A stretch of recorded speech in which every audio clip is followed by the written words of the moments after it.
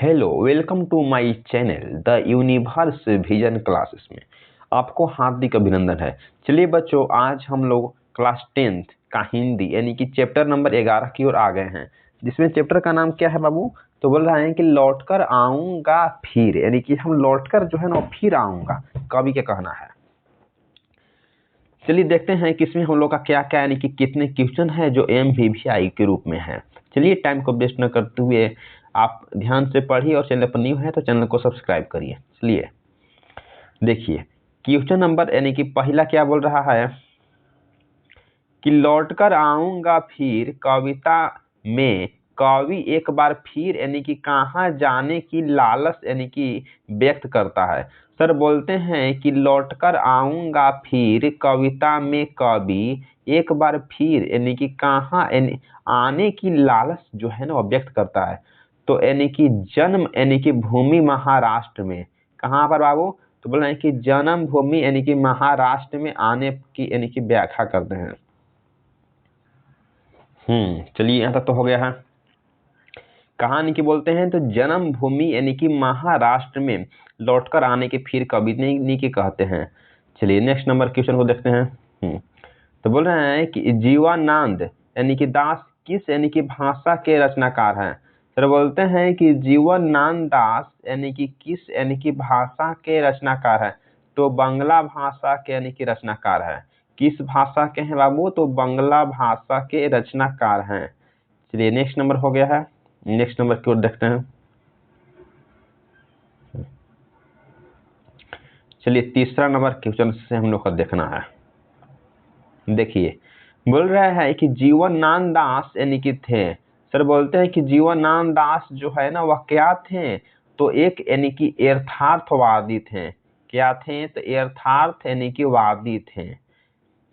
जीवनानंद यानी कि क्या थे दास जी? तो यानी कि यथार्थ यानी कि वादी थे। इसको ट्रिक है, जितने भी अगर दास जो होते हैं वो यथार्थवादी ही होते हैं। इसको आप इसी ट्रिक से याद कर लीजिएगा। चलिए नेक्स्ट नंबर देखिए। तो बोल रहा है कि हाँ, झारा पालक किसकी यानी कि रचना है।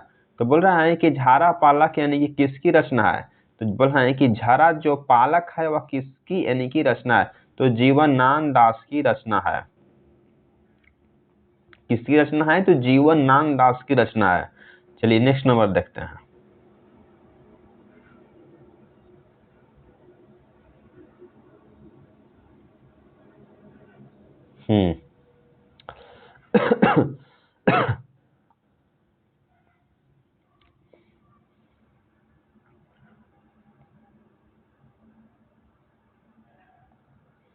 तब तो हो गया है।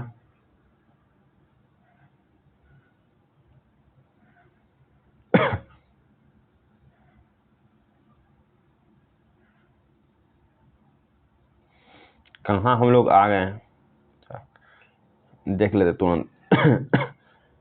ये तो हो ही गया था। लौट कर आऊंगा फिर, जीवनानंद हो गया।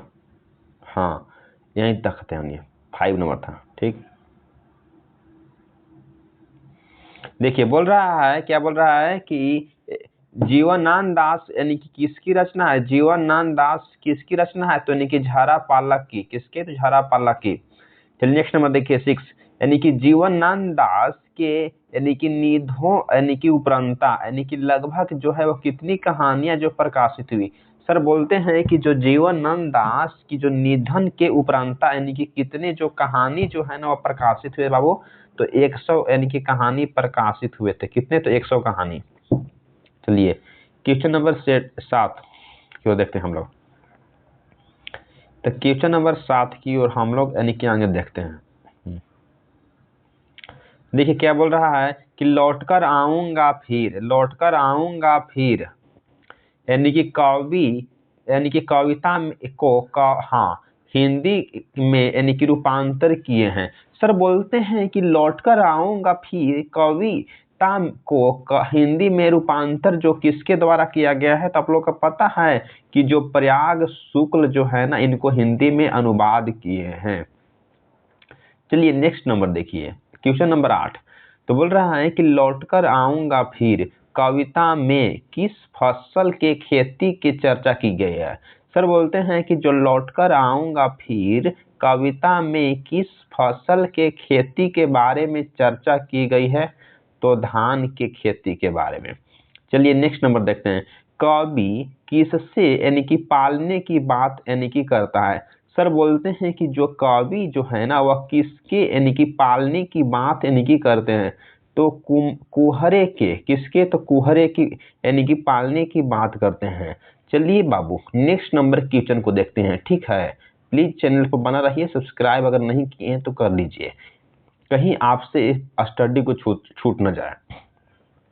चलिए ठीक है। शाम की हवा के साथ किस पक्षी के उड़ने की कल्पना यानी कि की गई?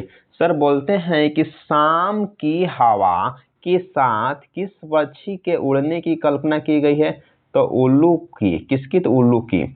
चलिए नेक्स्ट नंबर देखिए। उल्लू की बोली किस पेड़ पर सुनने की बात यानी कि कवि ने कही है? सर बोलते हैं कि जो उल्लू की बोली किस पेड़ पर सुनने की बात यानी कि कवि यानी कि ने कही है? चलिए यानी कि कपास। कहाँ?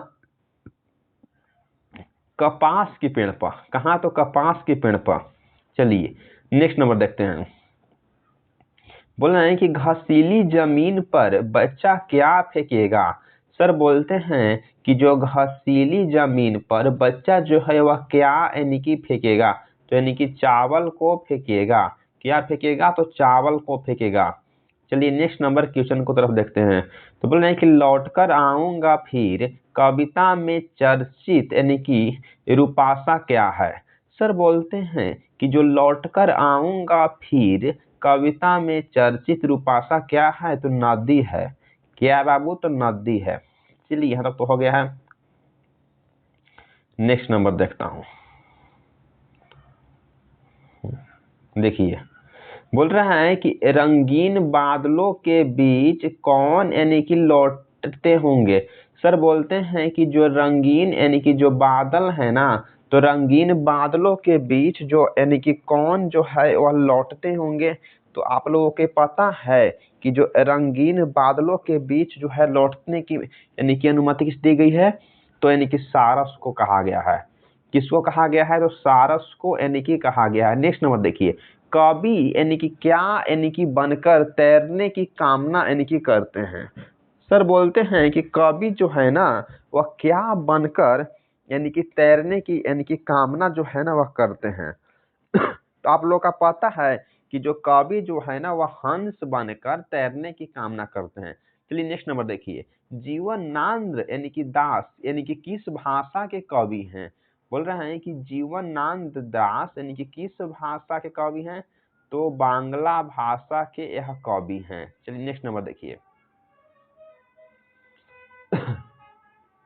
Question number 17। इनमें से कौन सी कृति जीवनानंद दास की नहीं है? सर बोलते हैं कि इनमें से कौन सी जो यानी कि कृति है वह जीवनानंद दास की नहीं है? तो यानी कि भूमि जा है। क्या है? तो यानी कि भूमि जा जो इनकी नहीं है। चलिए नेक्स्ट नंबर देखते हैं। बोल रहा है कि पाठ्य पुस्तक में संकलित यानी कि जीवनानंद दास की यानी कि कविता का हिंदी में अनुवाद जो है वह किसके द्वारा किया गया है? बोल रहा है कि प्रयाग शुक्ल के द्वारा किया गया है। सर बोलते हैं कि जो पाठ्य पुस्तक यानी कि जीवनानंद दास की जो कविता है उसको हिंदी में अनुवाद किसने किया है? तो यानी कि प्रयाग शुक्ल ने किए हैं। चलिए नेक्स्ट नंबर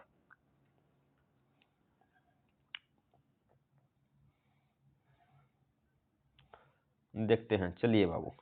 तो बोल रहा है कि 19 नंबर क्वेश्चन। तो बोल रहा है कि सातटी तातार यानी कि तरार यानी कि तिमिर किसकी कृति है? सर बोलते हैं कि जो सातटी तारर यानी कि तिमिर किसकी कृति है? तो जीवनानंद दास की जो है ना वह कृति है। चलिए यहाँ तक तो हो गया होगा। लौटकर आऊंगा फिर शीर्षक कविता में उल्लू यानी कि बोलता है। सर बोलते हैं कि लौटकर आऊंगा फिर जो शीर्षक कविता में उल्लू यानी कि बोलता है, कहाँ बोलता है? तो कपास के पेड़ पर यानी कि उल्लू जो है ना वह बैठकर बोलता है। चलिए यहाँ तक तो हो गया है।